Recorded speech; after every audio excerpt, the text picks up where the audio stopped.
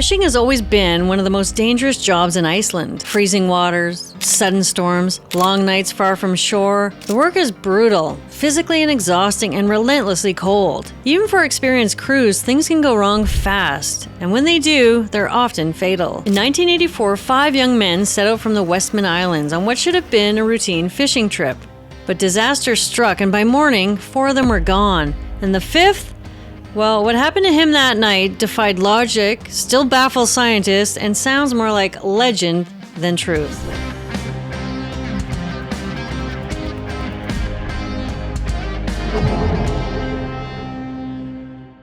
Iceland is a country shaped by extremes, volcanoes, glaciers, storms, and the sea.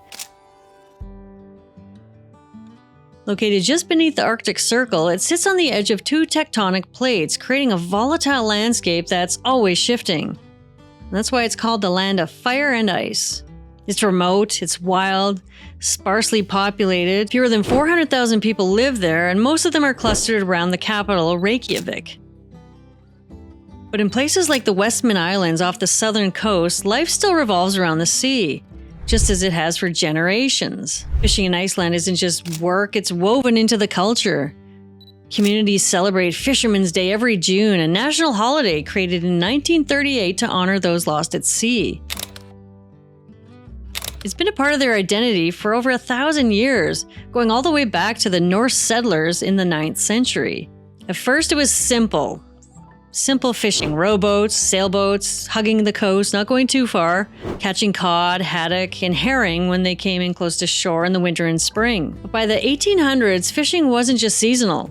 It was a full-time job. Coastal towns boomed. People left farms behind to chase bigger catches at sea. And then came the Stanley in 1902, originally a 6-oar rowboat. It was the first boat in Iceland to be equipped with an engine. It could go farther, stay out longer, and haul in more fish. The entire industry changed almost overnight. It marked the beginning of industrialized fishing in Iceland, and Iceland soon became one of Europe's leading fishing nations. And fishing on the sea by nature is dangerous. It was and it still is, especially during brutal winter seasons from late January to May when rogue waves and surprise storms can hit fast and hard. Even now with GPS and emergency radios, fishermen are still lost, but at a much lower rate. The average was about 1 death per year until 2017 to 2021, where no fisherman died at sea at all in Iceland. Authorities say that this is due to increased awareness of the importance of safety. Fisheries companies have taken the issue seriously too, investing in new vessels, resulting in better living and working conditions at sea. But back in the 1980s, it was a totally different story. One mistake out at sea could mean hours or days before anyone even knew you were missing. For crews on small open-deck boats like the one we're going to be talking about today, sinking was still the leading cause of death. If your boat went down in the North Atlantic, you had minutes to survive. The water hovers around 5 Celsius or 41 Fahrenheit, even in spring. Pulls the heat from your body 25 times faster than air. Hypothermia sets in almost immediately. Unless you're in a survival suit, and most weren't back then, you don't stand a chance. Today we're going to be talking about a fella named Guðlaugur Friðriksson. His hometown was Heimaey in the Westman Islands. It's home to 4,500 people, but what I found really interesting was that in summer, the puffin population explodes, like it absolutely explodes, to more than 8 million of them. Iceland is the main nesting ground for puffins, in case you didn't know. And the largest puffin colony in the world is on the Westman Islands, 10 kilometers off Iceland's south shore. And it's known as one of the windiest places on Earth, where storms can pull fishing boats from docks and waves can rip apart coastal houses. It's brutal. In fact, it's so windy there's over 100 words for wind in the Icelandic language. And those weather conditions can lead to tragedy on the water. In a place where nearly 5% of the workforce is directly employed in fisheries, every village has stories of near misses, rescues, and tragedies. And in 1984, Heimaey would become the center of one of the most unbelievable survival stories the country had ever seen. Guðlaugur was born in 1961 on the island of Heimaey. He was 1.93 meters tall, or 6'3", and weighing over 125 kilograms, or 275 pounds. I mention that now because his stocky build would turn out to be one hell of a hidden advantage in this story. His father was a fisherman like most of the men in town, and Guthlager was already setting foot on boats by the time he was just 7 years old. By his teens, he was working regular shifts at sea, and by 22, he was working full-time at sea, hauling nets in the dead of winter and learning the hard rules of ocean survival. He wasn't special, he wasn't a survivalist, not an elite athlete, just another young deckhand doing what young Icelandic men had always done. In March of 1984, he was working as a deckhand on the Hellesea VE503 fishing boat. It wasn't a rusty old trawler, it was a well-maintained, pretty modern fishing boat. It was solid and reliable. The young crew that night was young, 5 men between the ages of 19 and 25, and the captain was the oldest at 25 years old. It was late at night, and Guthlager had just gone down below deck for a short nap during his break. He was wearing jeans, a shirt, and a thin sweater. Around 11 p.m., the cook came running in, yelling at him to wake up, and they needed his help because a fishing net had got caught on the seafloor, and everybody's help was needed. As the winch strained to pull the net free from the seafloor, something immediately shifted. Maybe it was the weight distribution, or maybe a rogue wave, or both. But whatever it was, there was no warning, just a sudden violent tilt that threw them off balance, and the boat flipped fast. 1 second the crew was shouting, pulling, and wrestling the gear. The next, absolute chaos, and they were thrown into the ice-cold seawater. 2 members disappeared beneath the surface, gone in seconds. There's no time to think, no time to radio for help or launch the lifeboat.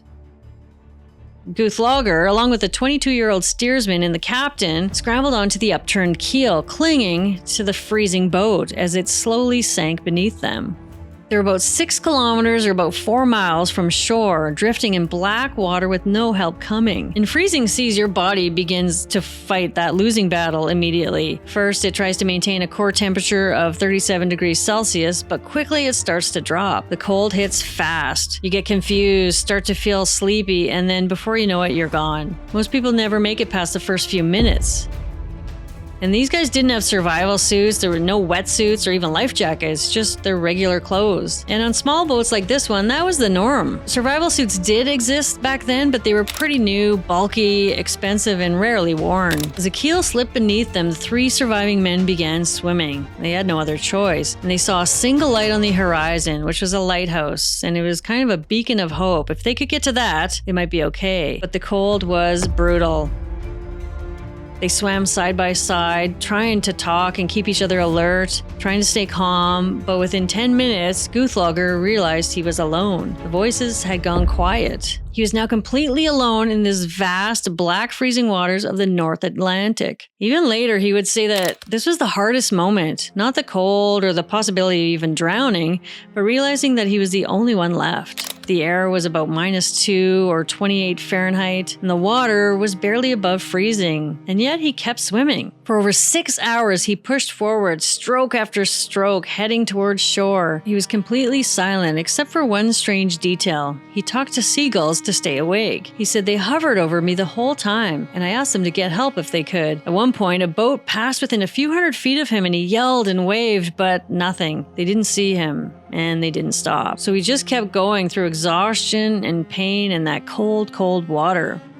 After more than 6 hours, his foot hit land. But it wasn't the safety that he had hoped for. He had arrived at the base of this massive cliff. It was the most dangerous part of Heimaey's coastline, where violent waves smashed against the rock. There was no way up, so he did the one thing that his body probably fought against, and that was getting back in the water and swimming further south, until he reached a stretch of land. And that was a snow-covered lava field. Solid ground, finally, but it came at a cost. He was soaking wet, exhausted, and barefoot. And now he had to climb a steep hill, then cross frozen razor-sharp rocks to reach help. The sharp black rock tore into the soles of his feet with every step. The snow was hiding ridges and cracks in the ground that made each movement risky. He could barely see, barely think, but he knew he had to keep moving. This ordeal lasted another 2 hours, in the dark and freezing temperatures. At one point, he came across a water trough meant for sheep, and he was desperately thirsty, but the top was frozen solid. Guthlager smashed through the ice with his fist, cupped the freezing water in his hands, and drank the water.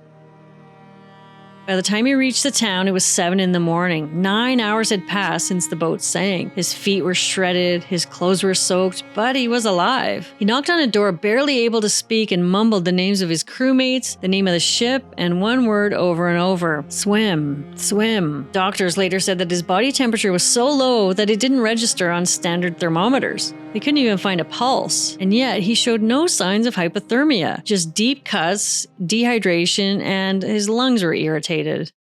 The shy fisherman became a hero overnight. He was interviewed by Icelandic TV and said, "I talked to the seagulls. They were hovering over me and were probably a little curious." He also said that he wanted to survive because he still had to pay off his motorcycle and didn't want to upset the seller.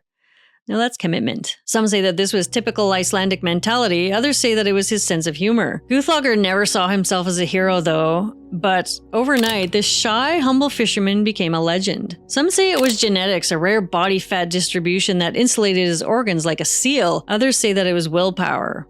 But in Iceland, they say that it was just Guthlaugr, stoic, stubborn, and a little funny even when he was dying. By every measure, he should have died that night. It just didn't make sense. And the world wanted to know why he survived. So shortly after the accident, researchers in Iceland reached out to him and began studying his case. There had never been a documented survival like his: 6 hours in near-freezing water, followed by a barefoot trek over lava rock, and somehow no hypothermia? It was baffling. So he became the subject of hypothermia experiments, first in Reykjavik and later at the London Hospital Medical College. He volunteered to undergo cold water testing and sat in water between 3 and 5 degrees Celsius, wearing the same kind of clothing that he wore the night of the accident. He paddled his arms and legs in slow swimming motions, and what they found was wild. The results were published in the British Medical Journal. Scientists found that Guthlaugr had an unusually thick subcutaneous fat layer around his abdomen.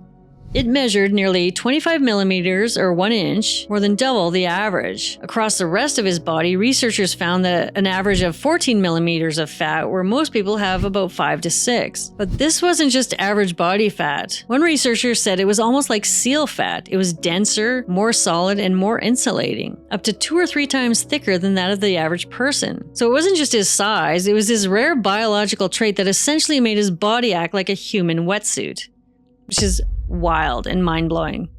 His arteries were better insulated because of this, and his vital organs, especially his heart, was more protected from heat loss. And that fat also kept him buoyant and provided energy reserves for that marathon swim. But it wasn't just biology. Scientists agreed that his mental strength, calmness, and will to survive also played a major role. They said that the other men drowned in minutes. Guthlaugr controlled his breathing, he didn't panic, and he was able to survive. During one test in Reykjavik, a journalist overheard someone joking, saying, "He's got the skin of a seal," and the nickname stuck. He became the Seal Man, a reluctant national legend. For a while, Guthlaugr was fascinated by the science behind his survival. I mean, who wouldn't be? He even took courses in physiology and psychology at the University of Iceland. But the attention was a little too overwhelming. Eventually, he left the spotlight and moved back to the Westman Islands and resumed a quiet life. He returned to the sea in 1987 and continued to work on a fishing trawler for several years. He later worked at a fish factory, then at a seafood company. He never cashed in on the story, no book deals or speaking tours. There was just one film that came out called The Deep, which he reportedly wasn't very thrilled about because he said that it was a tragedy. "I lost 4 friends. The men who died were young, some already fathers." And Guthlaugr has kept pretty silent since the accident, trying to put the events behind him. His clothes from that night, though, the jeans, the shirt, and the sweater, are now on display in a small museum, the exhibit honoring the island's long and dangerous fishing history. Today, Guthlaugr is still seen as the embodiment of the Icelandic spirit, stoic, unbreakable, and quietly heroic. If you like this story, you're my kind of person, morbidly curious, a little unhinged, and probably somebody who would try to talk to seagulls too. So don't just vanish into the icy abyss of the YouTube algorithm. Make sure to subscribe to the channel so you don't miss the next disaster, and like the video while you're at it. And if you want to support the channel in style, check out the merch store, adventuresgonewrong.com. There's gear inspired by survivals, disasters, parasites, the bizarre beauty of it all, and soon to include puffin merch, because why not? And if you want to support the channel a different way, become a channel member. I share some of the ridiculous mistakes I make during these filmings, and there is a lot of that. And in 1984, him A would become more the him A.